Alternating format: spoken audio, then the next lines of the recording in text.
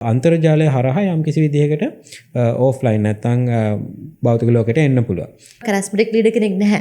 කියන්නේ හයිරාකි එකක් නැහැ. මොකක්ද වෙලා තියෙන්නේ? ඔක්කොම තිරස් විදිහට ඇවිල්ලා තියෙන්නේ. අපිට දැන් කැමැත්තෙන් හෝ අකමැත්තෙන් ඩිජිටල් වේදිකා පාවිච්චි කරන්න සිද්ධ වෙනවා. දැන් එතකොට ඔය හයිජැක් කරන්නේ දැන් ඉස්සර වගේ නෙමෙයි. ඉස්සර සාමාන්‍ය ඕක කරන්නේ කවුද මේ ඉන්න ආණ්ඩුවෙන්ම.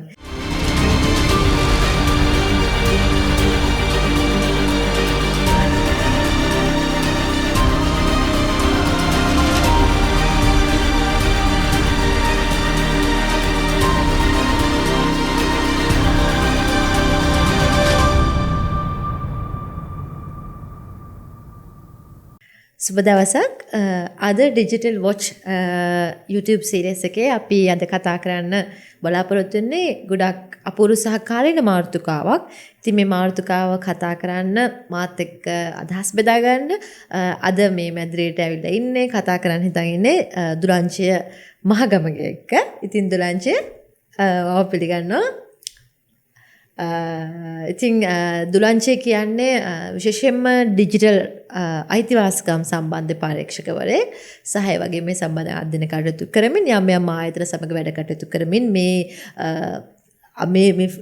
ඩිජිටල් අවකාශයේ කටයුතු සම්බන්ධයෙන් ඉතාම මැදිහත්ව කටයුතු කරන පුද්ගලයෙක්. ඉතින් දුලංචයත් එක්ක කතා කරලා ලැබිච්ච එක ගොඩක් සතුටුයි. අද අපි කතා කරන්න බලාපොරොත්තු වෙන මාතෘකාව වෙන්නේ ඩිජිටල් මේ අපි කියනවානේ දුලංචය ඩිජිටල් ඇක්ටිවිසම් කියලා කියනවා. ඒතර අපි මේ ඉන්න කාලය මම දකින විදිහට මේක නිකන් සමකාලීන ලෝක දෙකක් වගේ. අපි එකක් ෆිසිකලි ඉන්නවා එක ලෝකෙක. අපි තව ලෝකෙක ජීවත් වෙනවා. මම දකින විදිහට ඒක නිකන් හරියට පබ්ලික් ස්පියර් දෙකක් වගේ. එතකොට මේ වෙලා ඉස්සරට වඩා දැන් මේ පබ්ලික් ස්පියර් දෙකක සිටීම නිසා අපිට හැමදේම මේ දෙකටම අනුව අපිට අර්ථ නිරූපණය කරන්න සිද්ධ වෙලා තියෙනවා.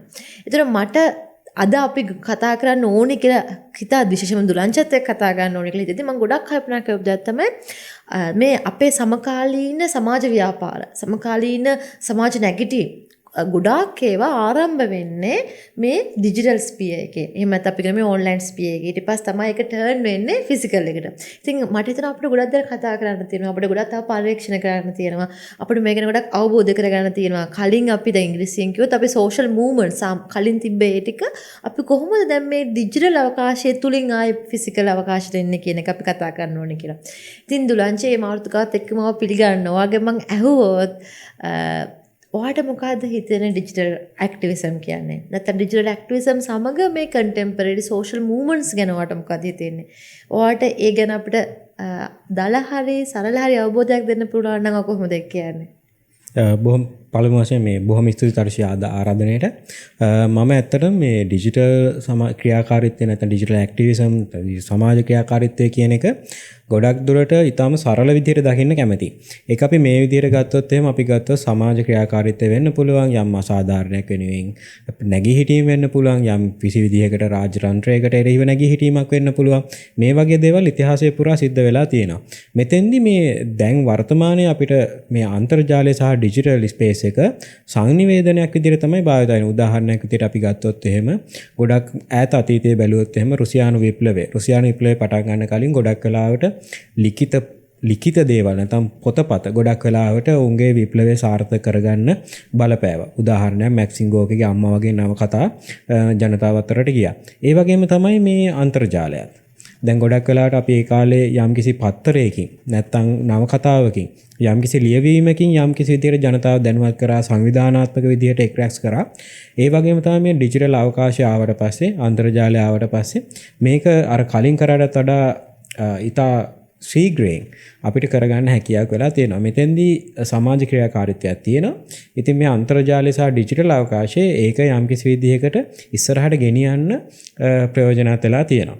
ඉතින් මේක මෑත කාලේනෝ අපි දැක්කා අන්තර්ජාලය ආවට පස්සේ 90 දශකයෙන් පස්සේ මේක ගොඩක් වෙලාවට දකින්න ලැබුණේ මේ සමාජ මාධ්‍ය ඉස්සරහට ආවට පස්සේ නැත්නම් 2005න් වගේ පස්සේ.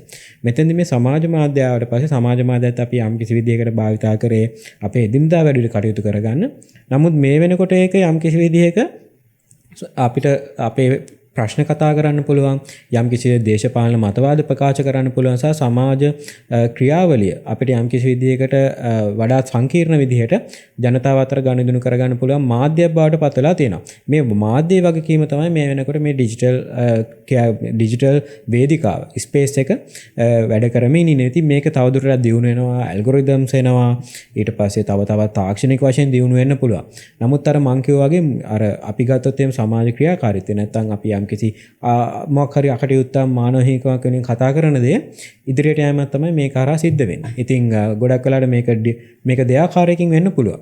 විශේෂයෙන්ම සමහර කරාට අපිට ඩිජිටල් ස්පේස් එකේ වෙන කතාවක් ඒක ඇතුළෙම කතා වෙලා ඒ විදිහටම විසඳෙන්න පුළුවන්. උදාහරණයක් විදිහට ගත්තොත් එහෙම අපිට ඩිජිටල් ස්පේස් එක සම්බන්ධයෙන් තියෙන කතාවක් එහෙම නැත්නම් අපිට යම්කිසි මතවාදයක් සම්බන්ධයෙන් ඒ කතාවත ඩිජිටල් ස්පේස් එකේ තියෙන්න පුළුවන්. නමුත් සමහරක් වෙලාවට මේ ඩිජිටල් ස්පේස් එකේ පටන් ගන්න මාතෘකා ගොඩක් වෙලාවට එතනින් එළියටත් යනවා. උදාහරණයක් අපි ගත්තොත් එහෙම Me Too වගේ movements. Me Too වගේ movements එකක් ඩිජිටල් අවකාශයේ කතා බහට ලක් වෙලා එතනින් එහාට අධිකරණ කියාවරයක බලපෑමකට ලක් වෙලා යම්කිසි විදිහකට යුක්තියක් ඉල්ලීමක් කරා යන්න පුළුවන්. ඒ වගේම තමයි 2022 ලංකාවේ සිද්ධ වෙච්ච අරගලය, ඒ වගේ අරගල නේපාලයේ සිද්ධ වෙච්ච අරගලය, ඒ වගේම බංග්ලාදේශයේ ඒ වගේ දේවල් අන්තර්ජාලය හරහා යම්කිසි විදිහකට ඕෆ්ලයින් නැත්නම් භෞතික ලෝකයට එන්න පුළුවන්. ඒ වගේම තමයි යම්කිසි භෞතික ලෝකයේ සිද්ධ වෙන දේකුත් අන්තර්ජාලය තුරට යන්න පුළුවන්. ඒක සමහර කලකට අන්තර්ජාලය තුරමනේ යම්කිසි දෙයක් කතා බහකට ලක් වෙන්න පුළුවන්. උදාහරණයක් විදිහට ගත්තොත් එහෙම ඉරාන ඇමරිකානු යුද්ධය. ඒක දැන් සිද්ධ වෙමින් පවතින. ඒතකොට ලංකාව වගේ රටකට මේක අන්තර්ජාලය හරහා තමයි එන්නේ. නැත්නම් අපිට යුද්ධය අපිට දැක ගන්න බෑ හින්. ඒතකොට අපි අන්තර්ජාලය තුර කතා බහ වෙනවා. කවුද වැරදිකරු කියලා තීරණය කරන්න උත්සාහ කරනවා. යුද්ධෙදි මොකද වෙන්නේ? තොරතුරු අපි හොමාරු කරගන්න උත්සාහ කරනවා. මේ විදිහට තමයි මේ ඩිජිටල් අවකාශය මේ වෙනකොට හැසිරෙන්නේ සහ අපි ඒක තුල හැසිරෙන්නේ කියලා අපිට බලා ගන්න පුළුවන්. ඔව් ඇත්තට ගොඩක් වටිනවා. මට ඒවා කියද්දි හිතුණු දෙයක් තමයි දැන් අපි සමාජ ව්‍යාපාර නැත්නම් සෝෂල් මූව්මන්ට්ස් අපි අර්ථ නිරූපණය කරද්දී අපි දැන් කියන දෙයක් තමයි ඒ අදාළ සමාජ ව්‍යාපාරයේ මෙහෙවන කට්ටිය තියෙන යාවත්කාලිනම මාධ්‍ය පාවිච්චි කරනවා කියලා. එතකොට දැන් අපිට තියෙන යාවත්කාලින මාධ්‍ය තමයි අන්තර්ජාලය. ඒතර ගොඩක්කට අපි අර ජනමාධ්‍යෙන්ටයක් අපි ඇවිල්ලා එළියට. හැබැයි දුලංචය මෙතන තියෙන දැන් අපි දැන් ඩිජිටල් ඇක්ටිවිසම් කියන එක දැන් අම්බ්‍රෙලා ටර්ම් එකක් විතර අපිට ගන්න බලන්න ඩිජිටල් ඇක්ටිවිසම් කියන්නේ ගොඩක් දෙයක් නේ. අපිට අපි පෝස්ට් එකකට ක්ලික් කළත් ඒක ඇක්ටිවිසම් වෙන්න පුළුවන්. ෂෙයා කළත් ඇක්ටිවිසම්. අපි ඒක පෝස්ට් එකක් ෂෙයා කියන්නේ පෝස්ට් එකක් අපි ලියලා දැම්මත් ඒකත් ඇක්ටිවිසම්. එතකොට මේකනේ අම්බ්‍රෙලා ටර්ම් එකක් වගේනේ. එතකොට මේ ඩිජිටල් මාධ්‍ය තුල කුමන දේ කළත් ඒ කරන කෙනාට ඒ කරනගේ වගකීම තියෙනවා නේ. එතකොට මම අහන්න සහ ඔයගේ අදහසක් බලාපොරොත්තු වෙන්නේ. දැන් කලින් සමාජ ව්‍යාපාර නැත්නම් ඒ සෝෂල් මූව්මන්ට්ස් වල තියෙන වෙනස තමයි මම දකින්නේ කිසියම් කණ්ඩායමක් විසින් ඒක ලියලා කරලා පබ්ලිෂ් කරනවා. එහෙම නැත්නම් ඒගොල්ලෝ කියනවා. නැත්නම් ඒගොල්ලෝ මොන හරි දෙයක් ප්‍රදර්ශනය කරනවා.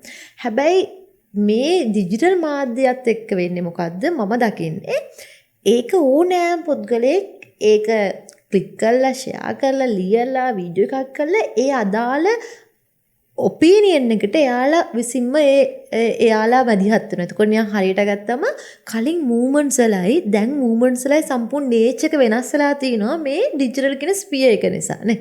ඉතින් ඒකෙදී ඔයාට හිතන්නේ මොකද්ද? සමහරවිට මේ පේනවාද මේකේ මේ ලක්ෂණ කොහොමද?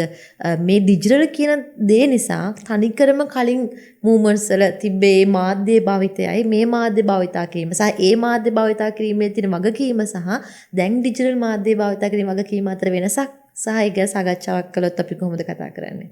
ඔව් පැහැදිලිවම. අතරම කිව්වා වගේ කලින් අපි දැක්කොත් එහෙම ගොඩක් වෙලාවට මේ සියවසට කලින් ගොඩක් වෙලාවට තිබ්බ සංවිධාන හරහා තමයි ගොඩක් වෙලාවට සමාජ කතිකාවන් නිර්මාණය වුණේ. ඒ වගේම සමාජ ක්‍රියාකාරීත්වයක් ඇති වුණේ.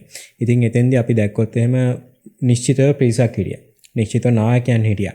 ඒ වගේම ඔවුන්ගේ නිශ්චිත ප්‍රතිපත්ති සහ නිශ්චිත ක්‍රියා කරන වැඩ පිළිවෙලක් තිබුණා. ඉතින් මේකට හැමෝම එකතුනේ නැහැ. යම්කිසි ප්‍රජාවක් තමයි එකතුනේ. ගොඩක් වෙලාවට අපි ගත්තොත් යම්කිසි මේ මතවාදය පිළිගන්න හරි එහෙම ප්‍රජාවක්. නමුත් මේ සමාජ මාධ්‍යයේදී අපි දකිනවා අපිට යම් ප්‍රදේශයකට කොටු වෙන්න අවශ්‍ය නැහැ. අපිට ඕන ලංකාවෙන් ගොඩාක් දුර වුණත් ඇමසන් වනාන්තරය විනාශ වෙන දෙයකට උනත් අදහස් පළ කරන්න ඒ වගේ දෙයක් ගැන දැනුව සමාජය දැනුවත් කරන්න හැකියාව තියෙනවා. ඉතින් ඒ හරහා බලද්දී අපිට යම් කිසි ධනාත්මක විදිහට දකින්න පුළුවන් මේ අන්තර්ජාලය සහ ඩිජිටල් වේදිකාව. එතනින් ගත්තොත් එහෙම තවත් ගැටලුකාරී තත්ත්වයකුත් තියෙනවා. අපිට ගොඩක් වෙලාවට මේක පේන්නේ නැහැ. දැන් අන්තර්ජාලය තුර අපිට සමාජ ව්‍යාපාර දැක ගන්න පුළුවන්. ඒ වගේම තමයි ඕන කෙනෙක්ට ඒවට සම්බන්ධ වෙන්නත් පුළුවන්. එතකොට අපි දකිනවා ගොඩක් වෙලාවට මෑත කාලීනව සමාජ ව්‍යාපාර ඇති වෙනවා. ගොඩක් වෙලාවට නායකයන් අපිට නිශ්චිත වශයෙන් දැක ගන්න නැහැ. මොකද හැමෝම නායකයෝ. හැමෝම තමන්ගේ අදහස් ප්‍රකාශ කරනවා. හැමෝම තමන් වෙන යුක්තියක් බලාපොරොත්තු වෙනවා. වෙනස්කම සමාජයේ වෙනස්කම බලාපොරොත්තු වෙනවා. ආණ්ඩුවේ වෙනස්කම බලාපොරොත්තු වෙනවා. ඉතින් මේකෙදි අපිට දැක ගන්න පුළුවන් දේ තමයි මෑත කාලීනව කලින් අපි දන්නා 2005 විතර පස්සේ ගොඩක් වෙලාවට පරිශීලකයෝ තමයි මේ සමාජ මාධ්‍යයන් තුළ හිටියේ. සාමාන්‍ය ජනතාව හිටියා. ඔවුන්ගේ අදහස් ප්‍රකාශ කරා. ඔවුන්ගේ එදිනෙදා ගෙවල් වල වැඩ කටයුතු ගැන ෂෙයා කරා. ඒ වගේම තමයි සමහරක් වෙලාවට ප්‍රේම සම්බන්ධතා ආරම්භ කරන්න වගේ පාවිච්චි කරා. නමුත් දැන් වෙලා තියෙන එක තමයි මේ සමාජ මාධ්‍ය කියන එක ශ්‍රේෂ්ඨයක් විදිහට දියුණු වෙලා තියෙනවා. මේක මේ ව්‍යාපාරය. එතකොට මේක ඇතුලේ දැන් සාමාන්‍ය ඔබ මම වගේ පරිශීලකයන්ට වඩා එහා ගියපු පිරිසකුත් ඉන්නවා. මේ පිරිස සමහරක් වෙලාවට ආයතන වෙන්න පුළුවන්. මාකටිං ෆර්ම්ස් වෙන්න පුළුවන්. සමහරවිට දේශපාලන පක්ෂ වෙන්න පුළුවන්. නැත්නම් යම්කිසි රටක් වෙන්න පුළුවන්. කණ්ඩායමක් වෙන්න පුළුවන්. එතකොට මේ අයත් මේ අපි වැඩ කරන දේවල්, අපි සමාජ මාධ්‍ය කතා බහ වෙන දේවල් එක තමයි ගනුදෙනු කරමින් ඉන්නේ. එතකොට යම්කිසි සමාජ ව්‍යාපාරයක් ඇති වෙන වෙලාවක යම් කණ්ඩායමක් අපි ගත ලංකාව වගේ කුඩා රටක, ලංකාව වගේ යම්කිසි ජනගහණයෙන් සීමා සහිත රටක සමාජ මාධ්‍ය වෙනස් කරන්න 100ක 200ක වගේ ෆේක් account ප්‍රමාණයක් ඇති කියන එක තමයි මගේ මතය. මගේ අත්දැකීම එක්ක. එතකොට අපි ගත මාලදිවයින වගේ රටවල්, අපි තා කුඩා රටවල් ජනගහනයත් එක්ක බලද්දි. එතකොට ගොඩක් වෙලාවට යම් කණ්ඩායමක් මැදිහත් වුණොත් යම් කිසි සමාජ ක්‍රියාකාරීත්වයක් තියෙන වෙලාවක යම් කිසි මතවාදයක් වෙනස් කරන්න හරි එකක් වෙන්න පුළුවන්. උදාහරණයක් විදිහට අපිට ගන්න පුළුවන් අපි මෙහෙම හිතමුකෝ නායකයෙක් නැති සමාජ ව්‍යාපාරයක් තියෙනවා. එතකොට අපි දන්නවා නායකයෙක් කියලා ඉස්සරහට එන්න ඕන පුද්ගලයෙක් ඉන්නවා. ඔහුට යම් මුදලක් වියදම් කරගන්න පුළුවන් නම් මාකටිං ෆර්ම් එකකට ඇඩ්වර්ටයිස්මන්ට් පළ කරගන්න පුළුවන් නම් සමාජ මාධ්‍ය තුල ජනතාවට කාවත් දාන්න පුළුවන් හැකියාවක් තියෙනවා. මම තමයි මේ අරගලයේ නායකයා කියලා. අපි ගත්තොත් එහෙම ගොඩක් වෙලාවට නේපාලයේ වගේ රටවල් වල ඒක අපිට දකින්න පුළුවන්. බාලෙන් ෂා අපි දැක්ක අරගලයේ වෙලාවේ එයා කොහොමද එයාගේ ප්‍රතිරූපය නංවගත්තේ කියලා සමාජ මාධ්‍ය වේදිකාවන් පාවිච්චි කරලා ඒ අරගලයේ වෙන දවස්වලම අපිට දකින්න පුළුවන් වුණා කොහොමද බාලෙන් ෂා ඒ අරගලයේ නායකයා තමන් බවට ඒ සමාජ මාධ්‍ය හරහා උලුප්පා දක්වමින් තමන් තරුණ ජනතාව නියෝජනය කරනවා. ඒ වගේ මතවාදයක් ඉස්සරහට ගෙනාවා. ඒක කොහොමද පස්සේ මැතිවරණ ජයග්‍රහණයක් දක්වා වෙනස් වුණේ කියන එකත් හරිම අධ්‍යයනය කරන්න අවශ්‍ය මාතෘකාවක්. ඉතින් මේ වගේ දේවල් තියෙනවා. මොකද අපි දැන් කිව්වොත් දැන් ගොඩක් වෙලාවට මැතිවරණයක් වුණත් අපේක්ෂකයා, ඡන්දදායකයා සහ මැතිවරණ කොමිෂන් සභාව අතර පමණක් නෙවෙයි වෙන්නේ. මේවට කැම්පේන් කරන ප්‍රජාවක් ඉන්නවා. මේවට බලපෑම් සහගත ප්‍රජාවන් ඉන්නවා. වෙන රටවල් බලපෑම් කරන්න පුළුවන්. බොට් ෆාම්ස් තියෙනවා නේද? දැන් ගොඩක් වෙලාවට අපිට මුදල් වියදම් කරලා අපිට ගොඩක් වෙලාවට සමාජ මාධ්‍ය තුල යම්කිසි ක්‍රියාකාරකමක් වෙනස් කරන්න පුළුවන්. මතවාදයක් නිර්මාණය කරන්න පුළුවන්. ඉතින් මේකත් එක්ක අපිට මේ ඩිජිටල් ස්පේස් එකේ ධනාත්මක දේවලුත් තියෙනවා. අර ඉස්සෙල්ලා කිව්වා වගේ අපිට ඕන මාතෘකාවක් එක්ක සම්බන්ධ වෙන්න පුළුවන්. ඒ වගේම තමයි හැමෝම සමාජ ක්‍රියාදාරයන්. නමුත් හැමෝම සමාජ ක්‍රියාදාරයන් වගේම තමයි යම් පිරිසකට යම්කිසි බලපෑමක් කිරීමේ හැකියාවක් තියෙනවා. හරියට මම දැන් එතකොට ඒ කියන්නේ අපි ලියහා ගත්තොත් දැන් කලින් තිබ්බ සමාජ ව්‍යාපාර සමාජ මූවමන්ට්ස් වලදී අපි දකින ලක්ෂණයක් විදිහට අපි ලක්ෂණ ගොඩනගුවොත් අපිට දකින්න පුළුවන් කැරිස්මැටික් ලීඩර් කෙනෙක් ඉන්නවා. ඒ කැරිස්මැටික් ලීඩර් එකමත් තමයි මූවමන්ට්ස් එක හැදෙන්නේ. එතකොට එතන සෙන්ට්‍රලයිස් වෙච්ච පවර් එකක් තියෙනවා. ඒ පවර් එක මත තමයි අනිත් අය එන්නේ සහ ඒගොල්ලෝ වගකීම් බාර ගන්නවා. හැබැයි දැන් අපි ලංකාව, නේපාල, බංග්ලාදේශ වගේ ගත්තොත් අපි දකිනවා කැරිස්මැටික් ලීඩර් කෙනෙක් නැහැ. කියන්නේ හයිරාකි එකක් නැහැ. මොකක්ද වෙලා තියෙන්නේ? ඔක්කොම තිරස් විදිහට ඇවිල්ලා තියෙන්නේ. එතකොට බලය බෙදා ගන්න බල කියන්නේ රෙස්පොන්සිබිලිටි එක බෙදා ගන්න නැහැ කට්ටිය. ඊළඟට අපි හැමෝම නෙට්වර්ක් එකක් ඇතුලේ තමයි ඉන්නේ. එතකොට මෙන්න මේ නිසාම තමයි මට හිතෙන දුරංජය කියපේවත් එකම ගොඩක් අය කෙක්ෂන් කරනවා. සමහර මේක දේශපාලනිකයි. මිනිස්සු ප්‍රශ්න කරන ගාන දේශපාලනිකයි. මිනිස්සු කියනවා මේක මේ ඕගනික් මූවමන්ට් එකක් නෙවෙයි. මේ කල් ප්ලාන්ට් කළා. අනිත් පැත්තට මාගේ මූවමන්ට් එක තමයි නැහැ. මූවමන්ට් එකේ තිබෙ ස්පිරිට් එක ඕගනික්. මගදී හයිජැක් කරා. ඒක තවත් කෙනෙක්ට කියන්න පුළුවන්. හැබැයි මම ආයෙත් දකින්න ෆිසිකල් කියන්නේ ඔෆ්ලයින් මූවමන්ට්ස් වලත් ඒක වෙනවා. ඉතින් ඒ ඕගනික්ලි පටන් ගන්නවා. මගදී පොලිටිකලි හයිජැක් කරනවා. දැන් එතකොට මේ ප්‍රශ්න තියෙන්නේ දැන් මේ මූවමන්ට් දැන් මේ මාර්චුකා ගොඩක් ලොකුයි අපොඩ සරලා කතා කරන්නේ අද මේ දැන් මූවමන්ට් එක ඕගනික් වුණත් නැතත් පොලිටිකලි දැන් කවුරු හරි කෙනෙක් මගදී හයිජැක් කරනවානේ. දැන් එතකොට ඔය හයිජැක් කරන්නේ දැන් ඉස්සර වගේ නෙමෙයි. ඉස්සර සාමාන්‍ය ඕක කරන්නේ කවුද මේ ඉන්න ආණ්ඩුවෙන්මයි. දැන් ඕක කරන්නේ ව්‍යාපාරයක්, බිස්නස් එකක්. සමහර විට රජයට කරගන්නත් බැරි ටිකක් තමයි අර ව්‍යාපාරයක් කියලා කරන්නේ. සමහර විට ඒ වගේම තමයි තවත් සමහර ව්‍යාපාර හෝ සමහර ආයතන මගින් තියෙන පාලනය පව වෙනස් කරන්න ආයට අවශ්‍ය නැහැ කරන්නත් පුළුවන්කම තියෙනවා කියලා එක ආගියුමන්ට්ස් පරීක්ෂක විසින් කියනවා. බුලන්ජි අපි මෙහෙම දෙයක් ආවෝ දැන් අපිට මෙහෙම ප්‍රශ්නයක් තියෙනවා කියලා තේරෙනවානේ මේ මූවමන්ට්ස් වල සහ ඒ දෙක සහ සමහරකට මේ ඔක්කොම චෝදනා ප්‍රතික්ෂේප කළා නෑ ඒක හරිම ස්පිරිචුවල් හරිම ඕගනිකලි කියනත් පුළුවන්. ඒ කොහොම වුණත් දුලංජය මේ ඩිජිටල් අයිතිවාසිකම් සම්බන්ධයෙන් පරීක්ෂකයෙක් විදියට ඔබට හිතෙන්නේ කොහොමද දැන් මෙහෙම අපි එහෙම දෙයක් වෙමින් පවතිද්දී අපි මොකද්ද කරන්න පුළුවන් අපිට? නැත්නම් අපිට බෑනේ මිනිස්සුන්ගේ පොලිටිකල් ඉන්ස්පිරේෂන් එකට කියන්න මේක මාකටිං කියලා කියන්න බෑනේ. අපිට බෑනේ කියන්න ඇත්ත පොලිටිකල් ඉන්ස්පිරේෂන් එක නැති එකක් එක ඇත්තක් කියලා කියන්නත් බෑ. ඒතර මොකද්ද ඔයාලා දකින්න විදිහට මේකට තියෙන විසඳුම අපිට? ඔව් තර්ජ කිව්වා ඇත්තටම හරි. දැන් අපි දන්නවා ඉතිහාසයේ යම් කිසි විදිහට සමාජ ව්‍යාපාර තිබ්බහම ඒවා කොහොමද මර්ධනය වුනේ සහ මැනිපුලේට් වුනේ කියලා. එතකොට අපි දකින දෙයක් තමයි දැන් උදාහරණයක් විදිහට ගත්තොත් සමාජ ව්‍යාපාරයක් තිබ්බම අපි දන්නවා සමාජ ව්‍යාපාරය තියෙනවා, හමුදාව තියෙනවා, ඊට පස්සේ එනවා පැරාමිලිටරි. පැරාමිලිටරි ඇවිල්ලා ගොඩක් වෙලාවට සමාජ ව්‍යාපාරයේ ඉන්න ප්‍රජාව ඉලක්ක කරගන්නත් පුළුවන්. නැත්නම් ගොඩක් වෙලාවට හමුදාවේ ප්‍රජාව ඉලක්ක කරගන්න පුළුවන්. ඒ හරහා අර මැනිපුලේට් කරන මූවමන්ට් එක. ඒ හරහා යම්කිසි අනවශ්‍ය වෛරයක් ඇති කරනවා. ඔය මැනිපුලේට් කිරීම තමයි ගොඩක් වෙලාවට ඩිජිටල් ස්පේස් එකෙත් වෙන්නේ. ගොඩක් වෙලාවට අර පැරාමීටර් කරන රෝල් එක තමයි ඇවිල්ලා ඔය ෆේක් account දැන් ගොඩක් වෙලාවට කරන්නේ. ඉතින් ඒ වගේ අවස්ථාවක අතිශය පරිස්සම් විය යුතුයි. මොකද තරුචි කිව්වා ගොඩක් හරි. ගොඩක් වෙලාවට අපේ සමාජ ව්‍යාපාර අපි 2022 පට ලංකාවේ සිද්ධ වුණා තමයි. නමුත් දැන් වසර ගණනාවක් ගිහිලා තියෙනවා. ඒතකොට අපේ සමාජ ව්‍යාපාර ගොඩක් අධ්‍යයනය වෙලා තියෙනවා. ඉතින් ඊළඟට සමාජ ව්‍යාපාරයක් සිද්ධ වෙනවා නම් හරි මොනවා හරි වෙද්දී ගොඩක් වෙලාවට ඒ ගැන අධ්‍යයනය වෙලා තියෙනවා. ඒතකොට යම් ප්‍රජාවක් ඒ ගැන ගොඩක් අධ්‍යයනය කරලා ඒකට ලෑස්ති වෙලා ඉන්න පුළුවන්. කොහොමද මැනිපියුලේට් කරන්නේ? මොනවද ඒකේ තිබ්බ අඩුපාඩු? අපි ඒ වගේ දේවල් ගොඩක් වෙලාවට බංග්ලාදේශ් අරගලයේ වෙලාවේ, නේපාල අරගලයේ වෙලාවේ දැක්කා. ඒතකොට ඊළඟට එන අරගලයක ගොඩාක් වෙලාවට ඒක වෙනස් වෙන්න ඉඩ තියෙනවා සහ අර අපිට මං කිව්ව සූදානම් අපිට දැක ගන්න පුළුවන් වෙයි. නේපාලේ යම් කිසි විදිහට අපි ඒ සූදානම දැක්කා. ඉතින් අපිට ඇත්තටම කරන්න තියෙන්නේ මේ වගේ වෙලාවක අපිට දැන් කැමැත්තෙන් හෝ අකමැත්තෙන් ඩිජිටල් වේදිකා පාවිච්චි කරන්න සිද්ධ වෙනවා. අපේ දිනදා ජීවිතයට ඒක පාවිච්චි කරනවා, සංවේදනයට පාවිච්චි කරනවා. ඒ වගේම තමයි කෘත්‍රිම බුද්ධිය නැත්නම් AI වගේ දේවල් අපිට පාවිච්චි කරන්න සිද්ධ වෙලා තියෙනවා. මේවා සබුද්ධිකව පාවිච්චි කරන්න කොහොමද කියන එක තමයි මම හිතන්නේ අපිට කතා බහ කරන්න පුළුවන්.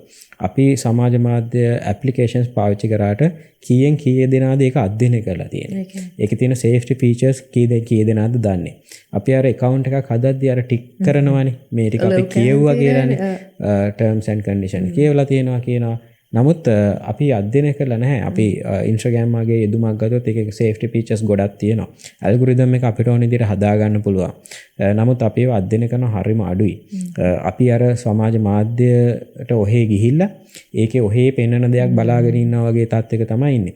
ඒතර සමාජ ව්‍යාපාරයක් වගේ සිද්ධ වෙන වෙලාවක යම්කිසි විදිහට ධනාත්මක විදිහට ඒක සිද්ධ වුණොත් ඒත් ඒක රැල්ල විදිහට යනවා. නමුත් අර මැනිපියුලේට් කරන වෙලාවකත් එතකොට ඒක ඍණාත්මක විදිහට වෙන්න පුළුවන්. ඒකින්ද පළවෙනිට මේ සමාජ මාධ්‍ය යෙදුම් අධ්‍යයනය කරන්න ඕන. තමන් මොකද්ද පාවිච්චි කරන්නේ? තමන් පාවිච්චි කරන්නේ මොකක් හරි ඩිවයිස් එකක් ගන්න ඒක අධ්‍යයනය කරන්න ඕන.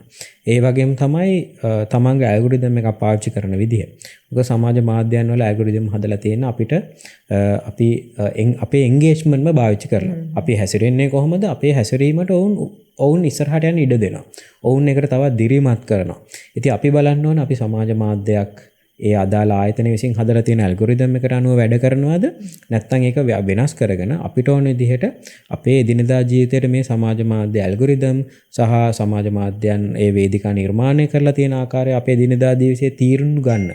ඒකට බලපෑම් නොකර අපේ ඉස්සරහට යන්න පුළුවන් ද කියන එක ගැන තමයි මම හිතන්නේ අපි අවබෝධයෙන් කටයුතු කරන්න ඕන. ඕකේ. හරිද රාජ මම හිතන්නේ අපි මගේ දැනුම විදිහට මේ අපි කතා කරන්නේ ලොකු මාතෘකාවක් මේ ඉතා සරලවම කතා කරන්නේ. මම හිතනවා අද අපි මාතෘකාව අවසන් කරන්න ඕනේ අපි 2022ට යන් අපි මොකද සමකාලීන අරගල ව්‍යාපාරවල විශේෂයෙන්ම ඩිජිටල් අවකාශය ආරම්භ කළා පසුව ඔෆ්ලයින් අවකාශයට ගෙන නැත්නම් ෆිසිකල් අවකාශයට ගියපු මූවමන්ට්ස් වල යම් විදියක ඉල්ලීම් සාර්ථක වුණු ඉල්ලීම් සාර්ථක වුණු සමාජ ව්‍යාපාරයක් විතර අපිට 2022 ගෝල් ෆේස් අරගලය හඳුන්වන්න පුළුවන්.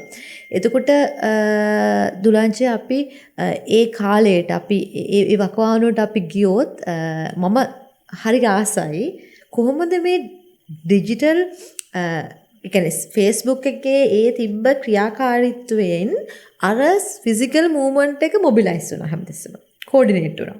මම ආගියුමන්ට් එකක් ගේනවා ඇත්තටම සස්තේනුත් වුණා කියලා. දැන් උදාහරණයක් විදිහට ගත්තොත් අපි යම්කිසි පහාරයක් එල්ල එනවා නැත්නම් හිතුව යම්කිසි දිගට අපිට කැම නෑන්ගල් හිතන්නකො එතන හිටපු ඔකියුපයිඩ් කරන් හිටපු කට්ටිය ඒක මුලින්ම පෝස්ට් එක එන්නේ Facebook එකේ නේ ඊට පස්සේ එතකොට කැම හම්බ වෙනවා ඒක සාමාන්‍යයෙන් අපි කියනවා මේ පෝස්ට් එකක් දාන්න විතර යෝනේ කියලා ඊට පස්සේ ඒතරින් එහාට අපි ඊට වඩා හිතමුකෝ මතකද ඔයාලට අටම කොළඹට කියන කැම්පේන් එක. කියන්නේ එහෙම නැත්නම් ඔය ඔක්කොම මූවමන්ට්ස් වල එක හැමදාම මොනවා හරි ස්පෙෂල් ඩේ එකට ඉන්වයිට් කරන්නේ නැහැ ඉස්සර වගේ පෝස්ටර්ස් ගගා. ඒක දාන Facebook එකේ. එතකොට තුරංච මම හිතනවා ගෝල් ෆේස් ප්‍රොටෙස්ට් මූවමන්ට් එක තිබ්බට පස්සෙත් සමහරට රෙජිම් මාරු වෙන්න පවා මේ ඒ අරගලේ ස්පිරිට් එක තිබ්බම Facebook එකේ කියලා අවුරුදු දෙකක් විතර යනකම්. ඔයාලට හිතෙන්නේ කොහොමද මේ මොබිලයිසේෂන් එකට මේ කෝඩිනේෂන් එක ඔයා දකින්නද මේ දෙක අතර ලින්ක් එකක් සහ මේ ලින්ක් එක ගැන මේ ලින්ක් එකට කොහොමද මේ මිනිස්සු එකිනෙකට ජොයින් වෙන්නේ සහ ඔයාලට ඒ ගැන තියෙන අත්දැකීම් සමහරවට ඔයාලට ප්‍රණ නේපාලයේ ගැන හරි බංග්ලාදේශ ගැන හරි කියන්නේ ඒක ගොඩක් වටිනවා. ඔව් ඒක තාම වැදගත්. හරිච කිව්ව හරි ඒ වගේම තමයි අපි ගොඩක් වෙලාවට බලන්න ඕන ගොඩක් වෙලාවට දැන් 2022 අරගලය අන්තර්ජාලය තුල ඇති වෙලා ඒක කතා බහ ඇති වෙලා ගොඩක් දුරට පෝස්ටර් ෂෙයා වෙලා ඒකේ ඇත්තටම sannivedana සිද්ධ වුණේ අන්තර්ජාලය හරහා සමාජ මාධ්‍ය හරහා විශේෂයෙන් Facebook. මොකද TikTok වගේ එකක් ඒ වෙලාවේ ගොඩක් ජනප්‍රිය වුණේ නැහැ. නමුත් අපි බලන්න ඕන මෙතනින් පස්සේ අපි කොහොමද ඉස්සරහට යන්නේ කියලා. 2022 දී යම් කිසි දිකට අරගලය සමාජ මාධ්‍ය තුල සිද්ධ වුණා. මෙතනින් එහාට අපි කොහොමද ඉස්සරහට අරගලයක් සිද්ධ වුණොත් සහ කොහොමද සමාජ මාධ්‍ය භාවිතා වෙන්නේ? සමාජ මාධ්‍ය වෙනුවට වෙනත් දෙයක් භාවිතා වෙන්නේ. උදාහරණයක් විදිහට නේපාල වගේ රටක භාවිත වෙන Discord වගේ එකක්. එතකොට මේ වගේ ඒවට යන්නේ සමාජ මාධ්‍ය තහනමක් ඇති වුණොත් මොකද අපි කරන්නේ? අන්තර්ජාලය නැති වුණොත් අපි මොකද්ද කරන්නේ කියලා අපිට බලන්න වෙනවා. ඒ වගේම තමයි මම විශ්වාස කරන විදිහට දැන් අපි අරගල කරපු විදිහ සමාජ මාධ්‍යයේ හසුරුවපු විදිහ සමාජයේ යම් ප්‍රශ්න කතා කරන්න ගොඩක් වෙලාට යම් තැන්වල අධ්‍යයනය වෙලා තියෙනවා. එතකොට ඒවට විකල්ප ගත යුතු පියවරයන් යම් යම් පාර්ශව අධ්‍යයනය කරමින් ඉන්නවා. ඉතින් ඒ නිසා හැමදාම අපි එකම කරන දේ සාර්ථක නොවෙන්න ඉඩ තියෙනවා. ඒ වගේම තමයි සමහරක් වෙලාවට සමාජ මාධ්‍ය තුල කතා බහ වෙන දෙයක් සාමාන්‍ය ජනතාව අතර නොතේපෙන්න තියෙනවා. යාගම තමයි අපි සමාජ මාධ්‍ය තුලම ගොඩක් වෙලාවට රැඳිලා හිටියොත් ඒකත් අපි කරගන්නේ යම් කිසි ගැටලුකාරී තත්ත්වයක්. උදාහරණයක් මම කිව්වොත් එහෙම පහුගිය ජනාධිපතිවරණේ අපි ගත්තොත් එහෙම වැඩිපුර මුදල් වේදම් කරලා තිබ්බේ සමාජ මාධ්‍ය කැම්පේන් එක රනිල් වික්‍රමසිංහ. සහ ඔහුගේ කැම්පේන් එකේ ගොඩක් වෙලාවට ට්‍රෙන්ඩින් වුණා හැමදේම. නමුත් අපි දන්නවා ඡන්ද ප්‍රතිඵල කොහොමද වෙනස් වුනේ කියලා. ඡන්ද ප්‍රතිඵල ඒ වියදම් කරපු ප්‍රමාණයට සහ ඒ පෝස්ට් වලට ලැබිලා තියෙන රියැක්ෂන්ස් වලට සාපේක්ෂව ඡන්දයක් ඔහුට ලැබුණාද කියන ගැටලුව තියෙනවා. ඉතින් මේ වගේ දේවල් තියෙන සමහරක් වෙලාවට පොදු සමාජයේ තියෙන දෙයක් සමාජ මාධ්‍ය නොතිබෙන්න පුළුවන්. සමාජ මාධ්‍යයේ තියෙන දේක් පොදු සමාජයට නොයන්න තියෙනවා. ඉතින් අපි මං හිතන්නේ සමාජයක් විදිහට බලන්න ඕන, පර්යේෂකයන් විදිහට බලන්න ඕන කොහොමද මේ දේවල් ඉස්සරහට වෙනස් වෙන්නේ. සහ ඒ දේවල් කොහොමද අපේ සමාජ ක්‍රියාකාරීත්වයට කොයි විදිහට පාවිච්චි වෙයිද කියලා මම විශ්වාස කරනවා. අපිට තවත් මාධ්‍යයන් අපිට ගවේෂණය කරන්න වෙනවා. සමාජ මාධ්‍යයට එහයින් ගියපු ඒ මාධ්‍යයන් ගවේෂණය කිරීම තමයි මම හිතන්නේ ඉදිරි වසර කීපෙදීම අපිට කරන්න වෙන්නේ. දැන් ගොඩක් සමාජ මාධ්‍යයට දැන් Google පාවිච්චි වෙන්නේ නැහැ සර්ච් කරන්න. AI තමයි පාවිච්චි වෙන්නේ. ගොඩක් අය සමාජ මාධ්‍යනෝ ටික එළියට ගිහිල්ලා ගොඩක් අලුත් පළපුර සමාජ මාධ්‍ය පාවිච්චි කරන ගොඩක් අඩුයි. අඩුයි කියලා කියුවොත් අපි ගත්තොත් එහෙම අපි තරම් දේශපාලනිකව ගොඩක් වෙලාවට කතා බහ දෙන්නේ නැහැ. Instagram වගේ මාධ්‍ය තමයි පාවිච්චි කරන්නේ. ඉතින් අපිට සිද්ධ වෙනවා කොහොමද මේ ප්‍රජාවත් අපේ වැඩවලට සම්බන්ධ කරගන්නේ බලන්න කොහොමද යාලත් එක්ක ගනුදෙනු කරන්න කියලා හොයන්න. දුලංජි අන්තිමේටම ඇහුවොත් 2022 ඒ අරගලේ මූවමන්ට් එක තිබ්බ දවස් 120 128 කාලයේදී ඔයා මොන ක්‍රියාකාරීත්වයද යෙදුනේ දැන් ඔයා ඒ දවස්වල වැඩ කරපු ආයතනය සහ සම්බන්ධයත් එක්ක? ගොඩක් වෙලාවට අපිට අපේ ඉලක්ක වෙලා තිබ්බ ගොඩක් වෙලාවට හානිකර කතනයන්. හානිකර කතනයන් මිස්ඉන්ෆර්මේෂන් ඩිස්ඉන්ෆර්මේෂන් වෙන්න පුළුවන්. ඒ වගේ හේට් ස්පීච් වෙන්න පුළුවන්. ඒ වගේ දේවල් තමයි අපි ගොඩක්ම අධ්‍යයනය කරේ. මොකද සමාජ ක්‍රියාකාරීකයන් ක්‍රියාදරයන්ගේ ඔවුන්ගේ ක්‍රියාකාරීත්වය එල්ල කරගන්න නෙමෙයි ගොඩක් වෙලා සමාජ මාධ්‍ය අන්තර්ගතයන් පළවෙනි.